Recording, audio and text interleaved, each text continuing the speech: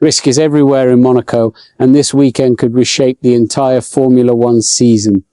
The European leg of 2026 begins on the most unforgiving circuit in the world, and while Monaco has always been about precision, this year's event carries far more weight.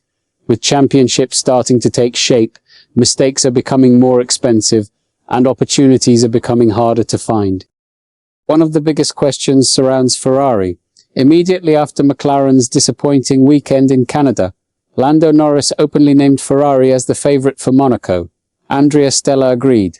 The reason is simple. Ferrari's SF26 has been exceptionally strong in slow-speed corners and over curbs, two areas that are critical around Monte Carlo. While Ferrari has struggled against Mercedes-powered cars on long straights, Monaco offers very few places where that weakness can hurt them. That changes everything.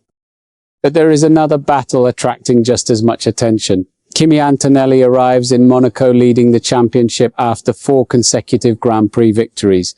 The 19-year-old has built a 43-point advantage over George Russell, something very few predicted before the season began. Yet Russell's situation is more complicated than the standings suggest. Mechanical problems and bad luck have repeatedly interrupted his campaign, including the engine failure while leading in Canada. And this is where the situation becomes serious. Monaco may determine whether Antonelli's advantage becomes a genuine championship breakaway or whether Russell can finally stop the momentum. A strong result from the British driver could reignite the fight. Another setback could leave him facing a mountain to climb. That's the real issue. Meanwhile, Red Bull faces a completely different challenge.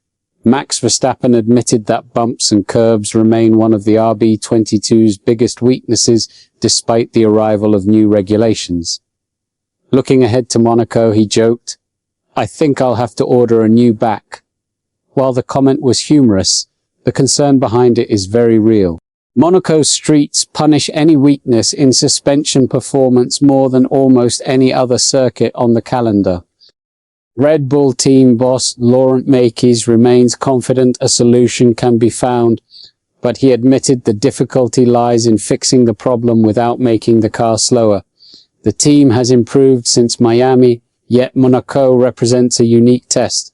Confidence behind the wheel can mean everything here, especially when overtaking is nearly impossible and qualifying often decides the race before Sunday even begins. Another fascinating storyline concerns qualifying itself. Many drivers have criticized the 2026 cars because of energy management demands during fast laps. Monaco, however, could be different. Charles Leclerc believes the circuit's constant braking zones and corners will allow batteries to recharge more effectively, reducing the energy limitations seen elsewhere. As a result, Saturday could once again become the pure speed spectacle fans have been waiting for. But even if qualifying improves, one problem remains unavoidable: traffic. With more than 20 cars squeezing through Monaco's narrow streets, even a tiny delay can destroy a lap.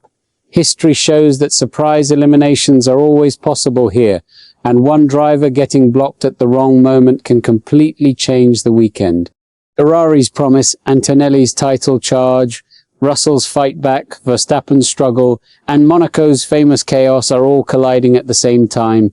And it may not stop here. By Sunday evening, the championship picture could look very different from what it does today. What's your take on this situation?